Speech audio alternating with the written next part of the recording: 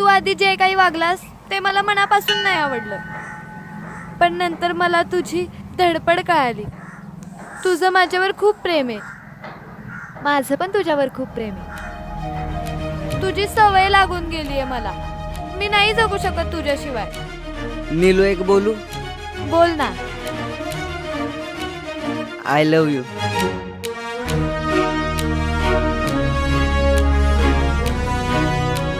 तुझ्यासाठी ग्रीटिंग.